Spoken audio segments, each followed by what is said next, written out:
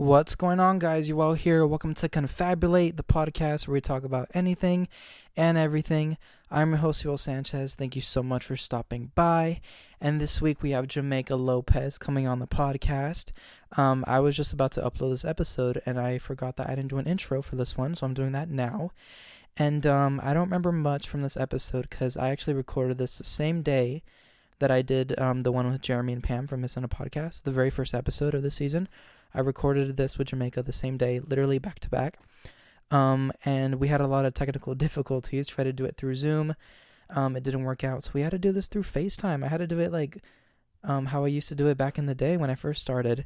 So audio quality is, obviously you can understand her, but it's not the best. So I recommend listening to this on Spotify, which a lot of you do, which I appreciate. I'm super excited to have Jumeika part of this season. I'm very, very, very excited, and I'm honored and very grateful that she said yes. Thank you, Jumeika, for taking the time, and for bearing with me with all the technical difficulties. But I really enjoyed this interview, and I love what I do, and I love catching up with people, especially from high school, and I just love reconnecting. And this is such a cool episode, and I hope you guys enjoy it. All right, thank you. See y'all next week. Bye. Okay, yeah, we're just going to do it through FaceTime. Thank you, though, for taking the time to do this. I really appreciate it, and thank you for saying yes. And I haven't seen you in a long time. I can't wait to catch up. So thank you for being on, Jumeika. No, thank you for having me. I'm excited to be here and catching up. It's been a minute. It's been a minute, huh? Also, my phone is dying. My laptop is dying. We're gonna kill it. We're gonna do we're gonna do such a good job. I wanna catch up with you. I wanna know how life has been since after high school.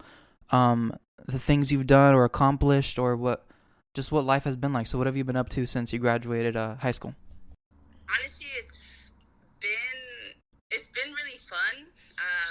Also challenging. I came to Cal Poly. I'm about to graduate soon, so that's an accomplishment that I'm looking forward to. It's been an awesome time in college. I got to go to Africa, which was, I don't know, I never thought that little me would be able to travel the world like that and be involved in something so amazing. And like I got to see like the impact that I was making in people's lives out there, which was super cool to experience. College in general, it's a roller coaster. You learn a lot of things about yourself and how to have better study habits, because I feel like high school didn't prepare me enough for college. Right. It's on a whole another ball game, and being in a quarter system is so, I don't know, it's very fast paced. So I feel like I adapted to it as fast as I could compared to studying in high school and then needing to study in college. It's, you actually have to put in that effort, where in high school it's just more memorizing things, and in college it's more like applying things, and Cal Poly is very learn by doing. And my major is like that since I'm studying nutrition. So yeah, definitely it made me grow a lot as an individual. Yeah, I want to know more about Cal Poly. Why did you decide to go to Cal Poly to begin with? I feel like I wanted a place that was similar to the Monterey area. Yeah. And I've been to SLO before, specifically Pismo. I would go with my brother to go bodyboarding out there, and I just love the area. And it's also warmer than Monterey County, and I like warm weather. And it's not that far away from home where I could go visit, but also there was that like space for me to grow as my own individual. So I feel like it was the best place, and it was like my top choice of where I wanted to go. And also, it was like very learn by doing, and it's a very outdoorsy campus, and it's not that big. So I also got like that intimate moment of having smaller classrooms and having, those interactions, more meaningful interactions with my professors. So those are like the main points of like why I wanted to go to Cal Poly. Yeah. And I love to ask everyone kind of like, because college is very different from high school, like you touched on a little bit, but what kind of things did you struggle with? What are some things that were like really hard for you at first, like an adjustment? Because especially like that first semester or first 2 semesters is just a big shift for a lot of us. How difficult was it for you? What are some things that you had to like kind of learn on your own with college?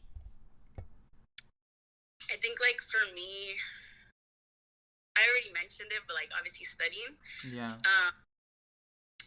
Also just like learning to like be on your own in a sense. I'm close to my family. We might not talk every day, but like just having that presence there is like very important for me.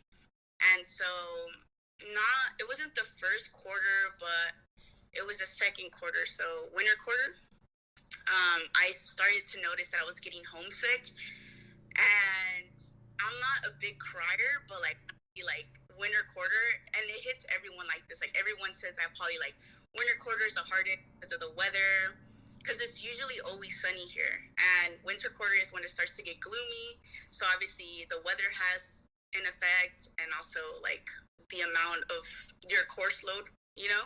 So like I honestly, like there was one time I was in the library and I'm studying, but then I'm like, I don't feel too good. So I ended up calling my mom just to hear her voice, you know, and just hearing her voice made me break down, and I was like crying in the library in a fishbowl. And I'm like, no, like I can't be doing this, you know. But so maturing in that sense, like learning to live alone was, I guess, not an obstacle, but like I guess an opportunity for growth. Also, I definitely had moments of imposter syndrome where I felt like I wasn't good enough, or like why was I here?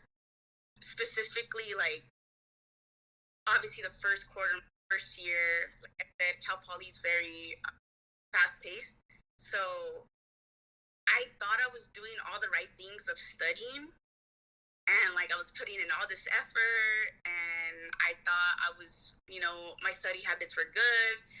And then when it came time to take those exams or those quizzes, like the effort that I was putting in wasn't showing in my tests, you know. And I was feeling bummed out because obviously coming from high school, I got straight A's, and you know, you get used to that. But I like had this mentality in my head going into college that it's okay, you know, you're gonna fail. It's okay if you don't get straight A's, like, you know, but just like learn from those mistakes. So there was times where I'm like, what can I do? So then I started to seek out resources, and then I saw that they had like private tutoring. So then I would go to those or workshops, and then slowly but surely I started to acclimate to the climate out here. And when I would catch myself thinking, am I good enough to be here? I'd be like, no, because like if you weren't good enough, you wouldn't even be in this position, you know. So I would obviously try to get those thoughts out of my head, and look at me now, about to graduate with my bachelor's degree, and then the hopes is to go into a master's program because I want to be a clinical dietitian. So I still got to go to school for that, some more schooling. Wow. Congratulations. You're graduating this semester? Yeah, and honestly in a couple of days. Oh, congratulations. Thank you. You excited to graduate? Like, fuck, finally, it took so long, right? Yeah, honestly, like I don't want to, but I feel like I'm gonna cry on my graduation because it's just been a long time dream, and I'm the first in my family to graduate from college. So just having my family there, I feel like it's just gonna be a really special moment that I'm looking forward to it. Wow. And you mentioned you also went to Africa. How did you get that opportunity? That's such an incredible opportunity. How did that all come about? Yeah, so my very first year, very first quarter of Cal Poly, wee little Jumeika, I had this Nutrition 101 class, and I was not paying attention in that class because it's just like a introductory class to the major of like things you can do, how to get concentrated and whatever concentration you want, stuff like that. So logistic works. and I was doing homework for a different class, and I was on my laptop. And then I like started to like tune in to the presentation, and I hear that they're presenting of like different things that you could get involved with throughout your college career. And then they brought up of like Project Peanut Butter and stuff like that. So I'm like, oh, let me pay attention. Like, I want to know what I could do here in college, you know? And I always said that I wanted to travel and, you know, just expand my world, you know, because obviously the United States, you know, when you're just confined into this area, you don't learn about different cultures, customs, and stuff like that.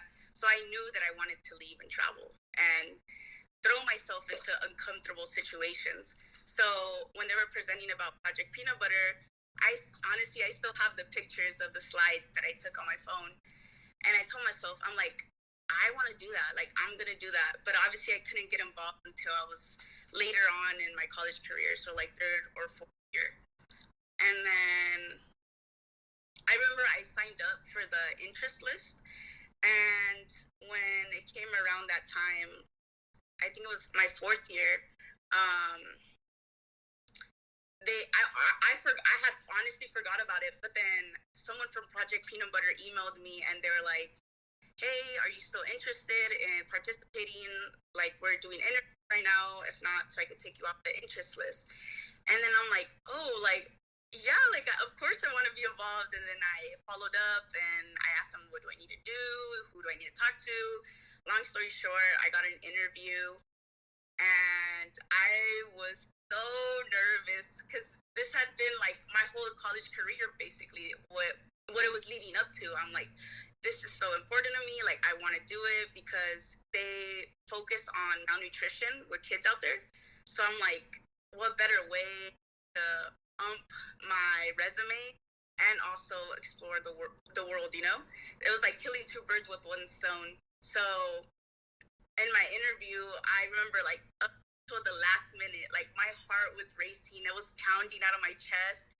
And then I just like relaxed, talked to myself. I'm like, girl, you got this, you know? And then I took a couple deep breaths. And once I hit the enter to the Zoom call, like something came over me and I was just completely relaxed. Like I was in my zone, you know?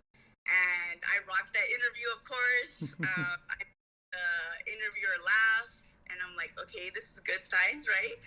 And then the cherry on top, she told me, like, at the end of the interview, she's like, I'm not supposed to tell you this, but we're kind of leaning towards picking you right now, seeing how everything's going. And I'm like, okay. I'm like, well, hopefully I get in, because then if she doesn't let me in, then that kind of sucks that she told me that I was going to get the position, you know? And then she told me, like, oh, I'll follow up with you in a couple days. And I got the news that I got into the project on my birthday. So what better gift have, you know? Yeah. Wow. So that's how I got involved with Project Peanut Butter. Yes. And I want to know more about it, like actually being there. What kind of things did you do in Africa? Like, what was it like?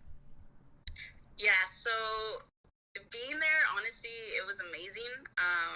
It's completely different than the United States, obviously. Everything's more like chill. Like they call it Africa time, where you say you're gonna meet up with someone at like 12 and then they don't show up till like 12:30, you know? What I did, I helped start up a new program that they wanted to do, so helping prenatal and postpartum women with depression.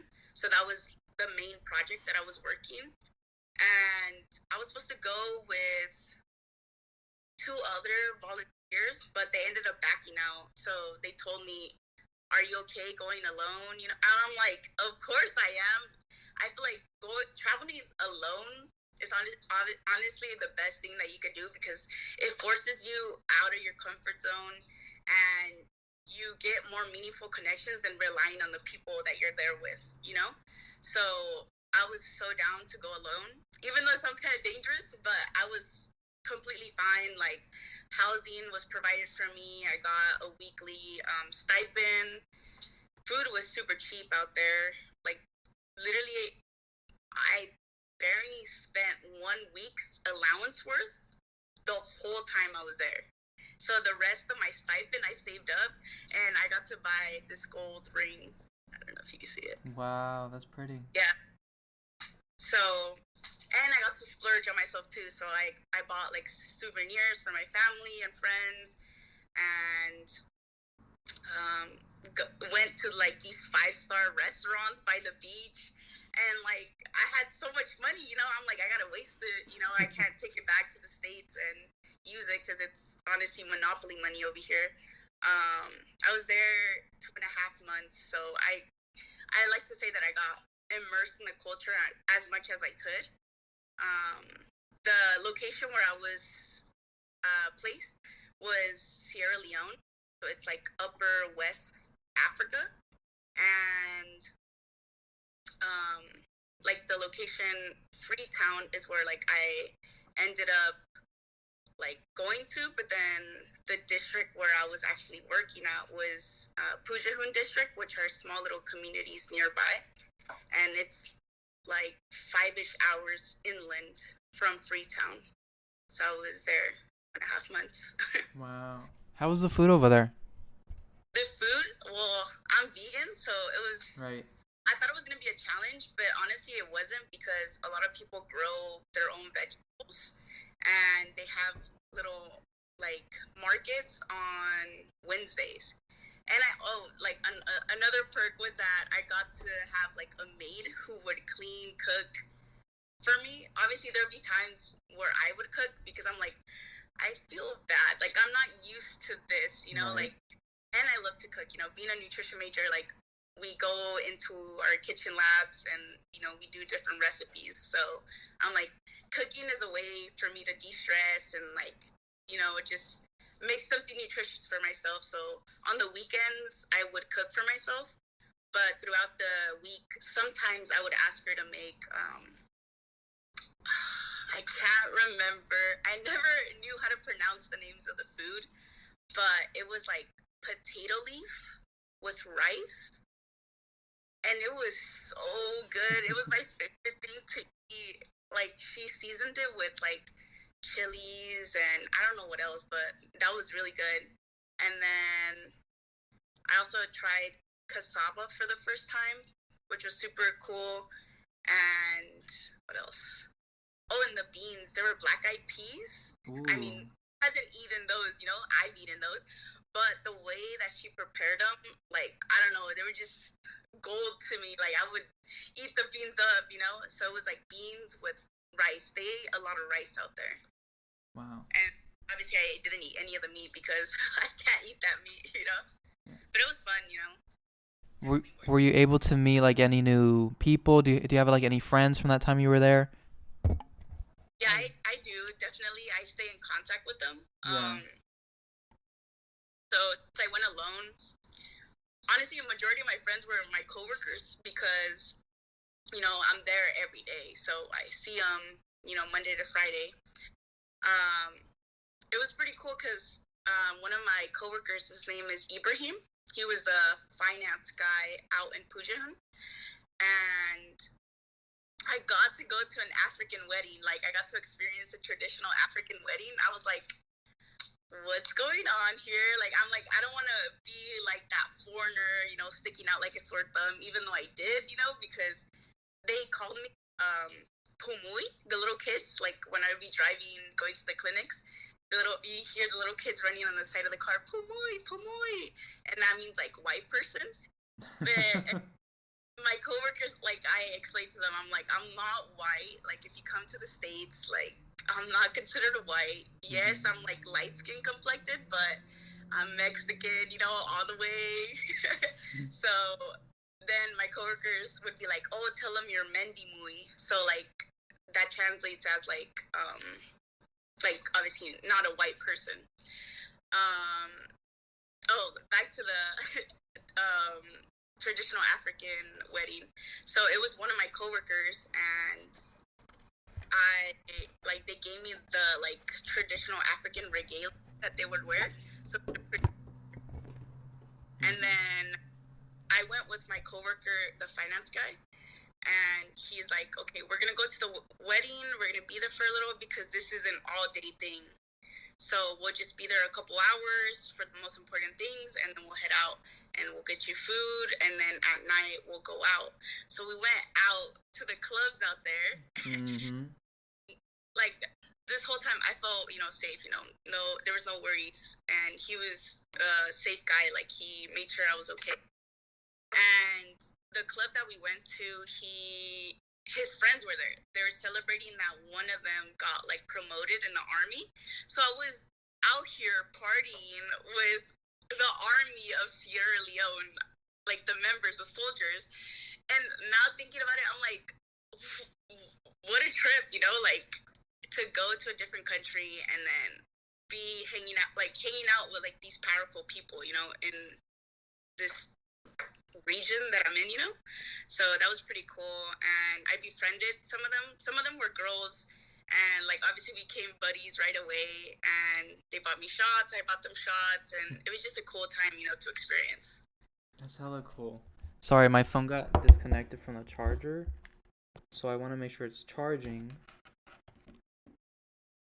Okay, cool. I want to say, like, I don't remember, well, like, obviously I do remember you from high school, but like I love how smiley you are. You seem like so happy and peaceful and like a good place in life, and I love like your hair. I love your whole vibe. It feels like you found yourself, and I just want to like give you that compliment. Yeah, thank you. I always try to have a positive outlook on life, Yeah. Life is too short to be dealing or suffering over like things you can't control, Oh, I love that. I love that motto. Can you tell me also about oh, sorry. Do you keep in contact with anyone from high school that we went to high school with? You still talk to anyone?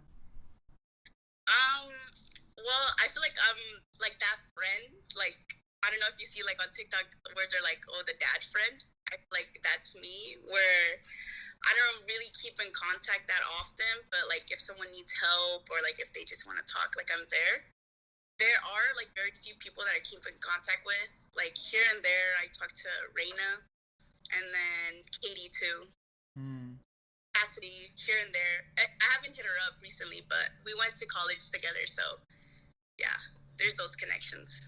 Nice. And fucking hell, dude, my thing keeps getting disconnected. Stops charging. 1 second.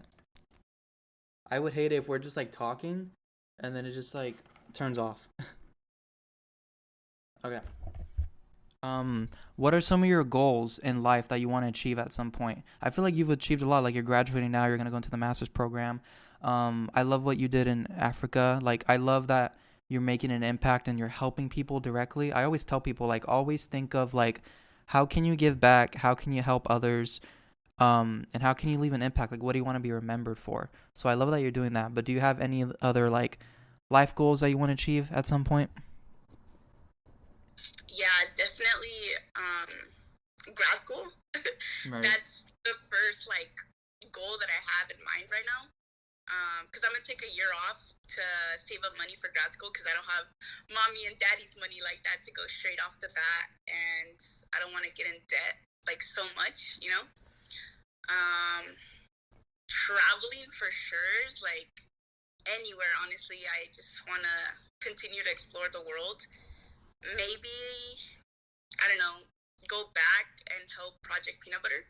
I got to meet the founder, Dr. Mark Mannery, and he also said similar things of what you told me, like how you complimented me about like how smiley I am.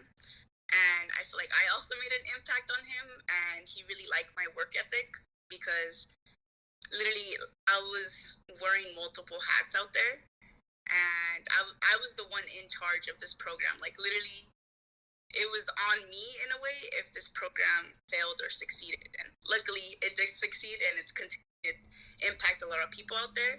So Dr. Mark told me like if I would consider like maybe working for them long term. So we'll see.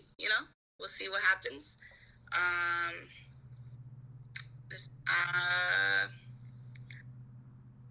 don't know. Those are just the two main goals that I have, like just finishing the degree, and exploring the world. And just like you said, making impacts in people's lives because like when I came back from Africa and I retrospected on everything that I had done, it like grounded me, like having that time out there alone. Like I had a lot of alone time, obviously, to think and contemplate things. And I just know that I want to be a public servant. Like I want to help people. That's my main goal. Mm-hmm. Yeah, and I love that you said also that your main goal was to get the degree, but also you are taking a gap year you're planning ahead basically. And I'm finishing up my gap year. I took a gap year from CSUMB because right after high school, like I never knew what I wanted to be, like ever. People were like, what do you want to study? What do you want to be? And I'm like, I just want to sing. Like I want to make music and stuff, but no one ever like took that seriously for me. So I kind of just like started NPC just to kind of try different classes, see what else would speak to me. And then I ended up with psychology, and then I did all my prereqs for psych, transferred to CCMB. But then like once you kind of like dive deep into like the major, you start taking like the real classes. That's when I realized like that's not what I like. I'm not passionate about it. I'm not happy about it. And then there was a lot going on in my life at that moment. So like I had to move out and I had to figure a few things out. So I took that gap year to really like just figure a few things out in my life, because like when you take a gap year, people already start like assuming, because they're like, oh, that means you're not going to go back to school. People take a gap year, they never come back. But like once something is important to you, like getting a degree, you won't stop until you actually get it. Even if there's like little pauses in between, you're still going to get it eventually. So I'm finishing up my gap year, and I was able to like move out, get my own place, work full time, save money, and like get in the right headspace and actually go like to get the music degree, no matter what other people have to say about it. That's because that's what's important to you. So you have to focus on you because it's your life, you know. So yeah, I go back in the fall to get my music degree, and gonna get it no matter what it takes. Yeah, that's kind of the update with me, like with college. Yeah. Yeah, honestly, I think you're very right about everything you said. You know, I feel like a lot of people put unnecessary pressure on themselves of like, I have this timeline, I gotta do this and this by this time. And honestly, life is just a journey. Like it's gonna throw curveballs at you, and you gotta take them as it is. And I'm happy to hear that, you know, you did what you thought was right for yourself. Like no path is gonna be identical, and you like no one should compare themselves to the successes of other people, you know. It's your life, you make your own decisions, and what makes you happy might not make me happy, but like that's the beauty of life. Like we all make our own choices, and they're right for the time that we're in. They're the right choices, you know. It might not look like they are, but taking that time that you need for yourself is very important, and finding what truly makes you happy is also important. Like I feel like high school just like throws you into this world, and they're like, pick a major, whatever you want, you know. And luckily for me, I feel like I chose the right major and I made the right decision, but it's not the case for everyone. Where I have friends that they came in and they were going to be nutrition majors, but then they ended up switching out because they saw that it wasn't for them. Mm-hmm. Because a lot of people think that it's going to be easy, and it's a lot of science also, like a lot of science based and applied things. So props to you, you know, like it takes a lot of guts to do that, and finding your own way is hard, but as long as you're being truthful to yourself, that's what matters the most. And to the point of you saying that a lot of people think that you taking a gap year, like, oh, you're not going to go back to school. Honestly, my mom told me the same thing too, you know, like she's like, oh, you're going to take a gap year. I'm like, Mom, I'm kind of tired. Like I've been going to school for how many years straight in a row? Like I need a break. Like I want to work, you know. I want to like, you know, have a foot in the door in the major or in the career that I want. And, you know, no path is a wrong path. Mm-hmm. As long as you're continuing to better yourself and knowing the goals that you want to achieve. Yes, and also once we learn that we are our own person, we can't be like comparing ourselves to everyone. Just because this person graduated at this time or did this doesn't mean you have to do the same thing. You have to go on your own path. Yeah, I do agree with that. Do you mind if I ask you about since it's Pride Month, I want to ask you like about like if you have like a coming out story at all, or any kind of coming out story, just like growing up, like realizing like who you are as a person or coming to terms with that. I would love to ask you about that because I'm really curious because I feel like we share that similarity. So I'd love to know more about you about that. Yeah, so also that was a struggle. And Right. that's another thing that I learned in college and how to be comfortable with myself and in my own skin. I guess like growing up, like there were always jabs were being thrown at like my sexuality, and I never like focused on that because I'm like, that's not who I am. Like I'm more of a person than just my sexuality or who I'm attracted to. And like in college, that's when I guess I started like to dive in a little bit more, but not really. I was just dipping my toes in the pool. And it wasn't until, when was it? Like 2 years ago? I forgot. I can't remember. Mm-hmm. But I feel like what made it hard for me was, like I said, I'm really close to my family. So I have 3 older brothers, and they would always joke saying like, oh, you have a girlfriend, this and that. And one thing I'm going to do is prove people wrong. But what I found out is that you can't prove people wrong with your sexuality. It's not your fault who you're attracted to. So I was gonna hang out with my brother, and he was gonna pick me up from SLO because it was my niece's birthday, and she wanted to spend the day with me. So I'm like, oh, of course, I'll spend the day with her. And he calls me in the morning. He's like, hey, just making sure like you're still good to come. And I'm like, yeah. And of course, the little joke came up again. He's like, oh, like say bye to your girlfriend, this and that. And honestly, to this point, I was already fed up with all these jokes, and at that point, I had already like figured out like, yeah, I know, who I am. So then I just like, honestly, like, I don't know. I just like blurted it out. Like I just like ripped the Band-Aid off. And I'm like, you know what? If you really want to know, like I'm bisexual. And then I felt like there was like this like long ass pause, and I'm like, what is he gonna say? But luckily, he had the right words to say, and it was such a cathartic moment where like I started crying, and I was trying not to cry, but he was really good at like comforting me, and he was like, oh, well, like this doesn't change anything, like you're still gonna be the little Chiona that I always know. And I'm like, oh my gosh, I'll be crying right now, confirming that I am a Chiona, but I'm not. And I don't know, I just like, it felt like overwhelming, but not really, because my brother is like my best friend. So having his approval in a way, even though I don't need it, like it just felt really good. And then I'm like, fuck. When we hung up, I'm like, fuck, like now I gotta confront this head on since I did this. And I'm like, I need to tell my parents. So then when I went home, I was like thinking about it the whole weekend, and I'm like, I'm gonna just do it on Sunday, because that's when I was gonna come back to SLO. And I'm like, if they accept me or not, like as long as I have my brother that backs me up, it's okay, like. But I had a feeling that they were gonna be okay with it. So on Sunday comes around, I'm about to leave, and I'm like, no, I gotta do this. I can't delay it, So then I go into my mom's room, and I'm like, I got something to tell you. And then she's like, jokingly, she's like, you're pregnant. And I'm like, no, I'm not pregnant.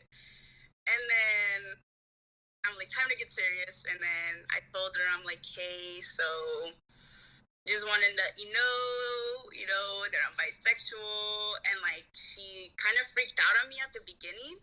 And that's when I got a little scared, and then I started crying because she was crying.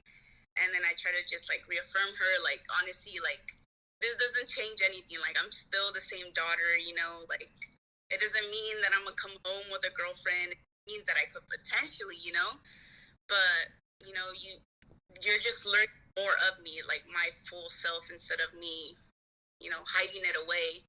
So then that conversation was really good too, very proactive. And at the beginning, obviously, she was shook, so I was letting her process. And then it went from being shook to the end of the conversation of her telling me, like, oh, well, I'm here, I support you, and I don't care whoever you bring home as long as they make you happy, So it was a journey. And obviously, you have, well, not that you have, but sometimes people have internalized homophobia, and I feel like that's what I had. And also trying to prove people wrong about my sexuality was what took even longer for me to actually accept myself.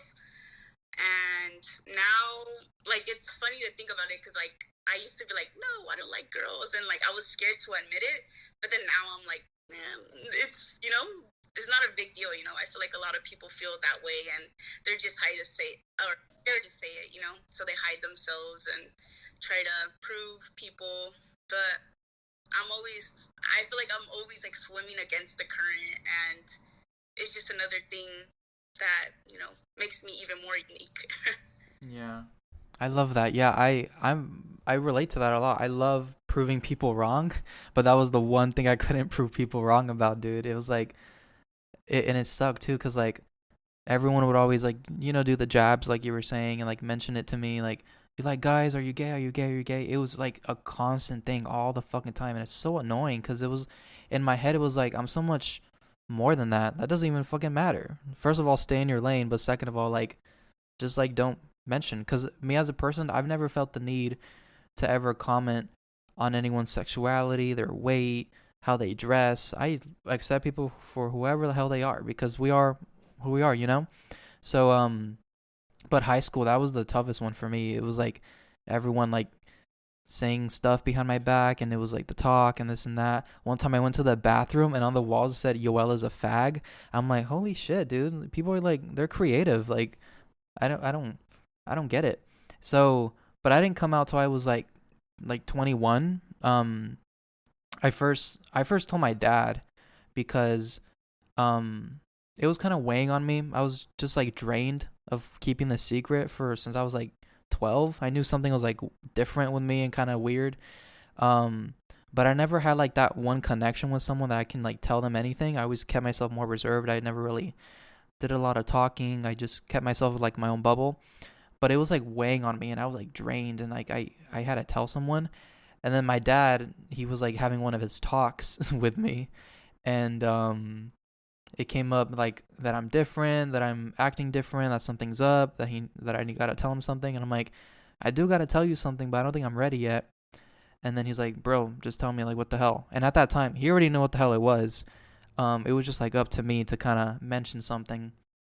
So I told him, and immediately started crying. I feel like all these years of holding that together just kind of like let out. um and he was the most supportive, but he told me, he's like, just rip off the band-aid. You got to start calling people now, and you got to let everyone know, because you can't keep experiencing the same thing over and over again. So that whole fucking day, I was like, called my aunts, uncles, cousins, grandparents, told my mom that day. A few of my friends already know, so I told the rest of them.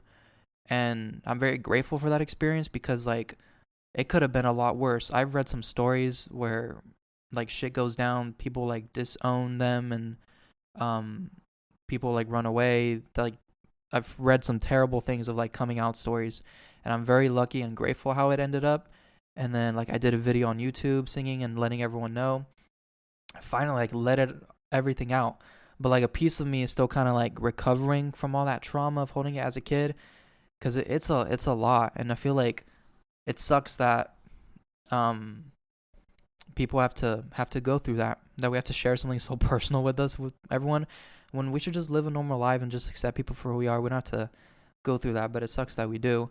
Yeah, and like little by little, I've slowly become more comfortable with who I am as a person and my sexuality and who I am.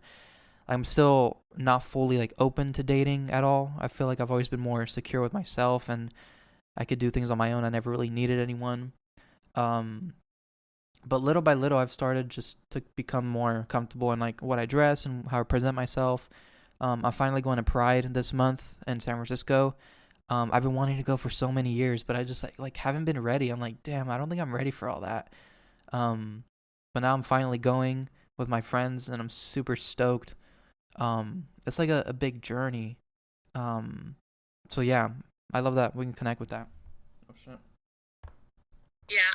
Well, thank you for sharing as well. Yeah. I mean, obviously, we weren't really that close in high school.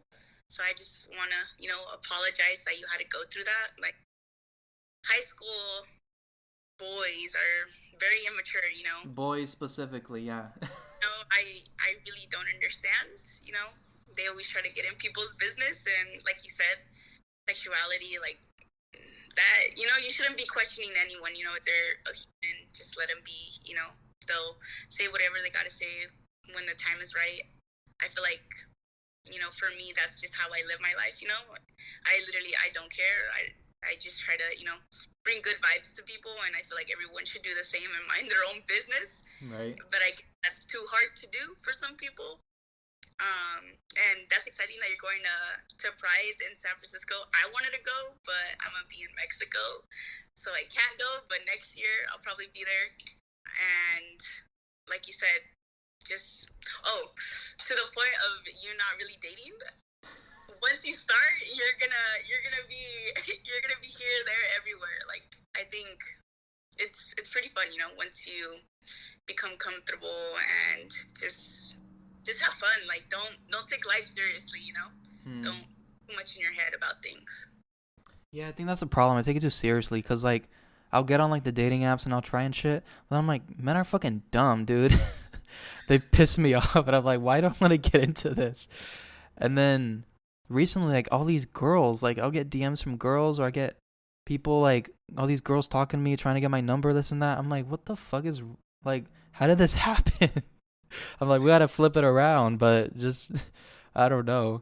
I want to ask you. I do like some fun questions for all of my guests, just to like get to know them better. So I want to know, what's a favorite movie of yours, and also like your favorite TV show, either growing up or just like of all time or currently. Great question.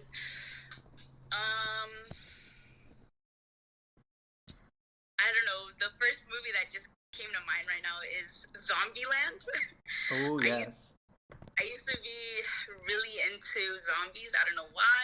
As a kid, I guess I'm very nerdy because I like the scientific part of it, of how like it could be a disease or like a virus, and then it can mutate and stuff like that. I don't know. Very nerdy. But so I always liked zombies, and Zombieland was just the perfect blend of humor and zombies for me. So I really did enjoy that movie. And then they came out with the second one, but I feel like the first one is way better. All the way. Maybe I'll watch it later today. Favorite show?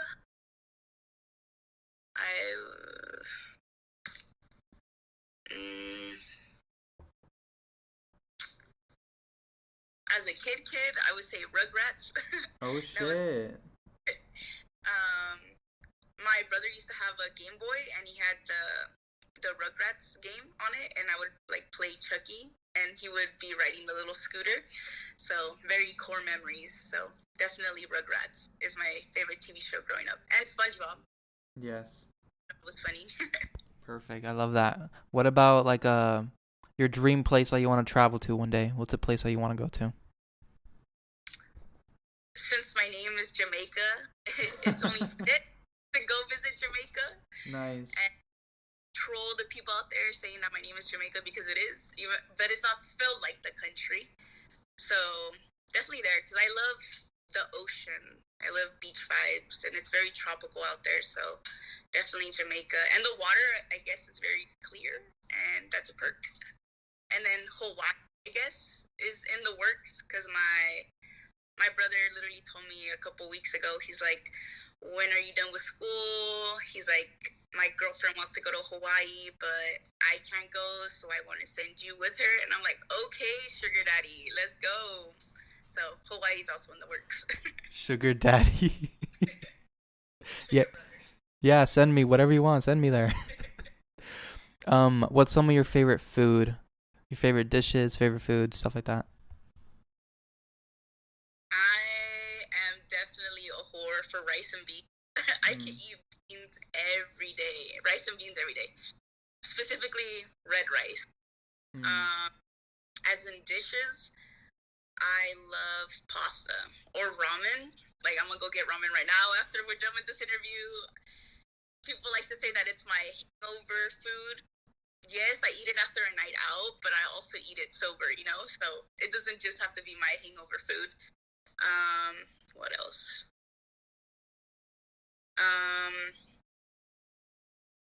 I would say tamales for Christmas. My favorite. Oh, I wish I was Mexican, dude. I love Mexican food so much. I'll have like flautas with like rice and beans. I love tamales. Any kind of like carne asada situation going on, I'm in. Any Mexican party, I go for the food. I wish I was Mexican, dude. Every diet I've ever ruined was because of Mexican food. It was so good. But I love pasta too. I love sushi. I'll do pizza, hamburgers. I love food. It's so freaking good. Next question. I want to know about your pet peeves. What are some things that people do that annoy you, piss you off? What's your pet peeve? Mm,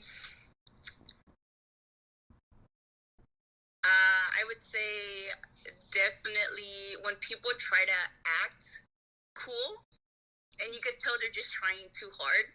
Like, just be yourself, you know? People will love whoever you are as you are. You don't have to try extra, you know? Because I feel like I'm very good at, I don't know, I'm a very big vibe person, so I could feel off the bat right away, like if someone's being genuine or not. I guess it's a blessing and a curse. So when I feel like someone's trying a little too hard, it just like kind of makes me cringe internally, and I'm just like, stop it. I don't want to feel this, you know? Also, people not minding their own business, you know? Because I like to be drama free, and I just don't care for the drama, and I try to mind my own business, and I hope others would do the same. Those are two really good ones. So that first one, yeah, because you can tell when someone is like trying to like impress someone, but they're like lying, making up shit, trying to act cool. I hate that, especially like in like an environment where they don't really know each other, but they're trying to like just be better. Also, no, I'm not a fan of that. And then what was the second one you said? Oh, people not minding their own business. Right, you gotta stay in your lane. Like, what the hell? Yeah, especially when I'm having a conversation with someone, and then someone else will come and be like, "Wait, what was that? What did you say?" Oh yeah, but and try to like get involved. I'm like, I wasn't even freaking talking to you. Tell me about your favorite your favorite music artists. What are some of your favorite singers, bands, or concerts that you've been to? Any kind of favorite music? So I'm really into reggaeton. Yes. I know it's a little controversial, but I'm from Puerto Rico, so we play that shit nonstop. Bad Bunny, he never misses, even though he, you know, was in a little problematic, controversial relationship with Miss, what's her name, Candelaria. Well, we don't talk about her. Yeah, we don't talk about her. Raul Alejandro, he's also really good. I've had, you know, the fortune of being able to go to both of their concerts, and it's always a vibe, you know. People bring those good energy, and it's fun, you know, interacting and meeting new people. I've also been able to go to Baja Beach Fest, and obviously they bring out a multitude of artists. So I got to see Becky G, El Alfa, so a lot of reggaeton artists. And also, another of my favorite artists is Rihanna, even though she hasn't released any new music. Don't get me started. That last album that she put out, Anti, it's one of my favorite albums. We were sophomores in high school when that shit came out. I know. It's wild to see how time just slips out of your hands, and next thing you know, you're graduating college. Next thing you know, you're in your career. Next thing you know, you're probably getting married or whatever you're doing next. You know, I don't know. It's wild. Wow. I love that you love Latin music, reggaeton, and all that stuff. What's your favorite Bad Bunny song? There's too many to pick, but right now the song that I have on repeat is obviously the most recent one, Where She Goes. Too good. Yes. Yeah, I got to see him sometime last year in Oakland.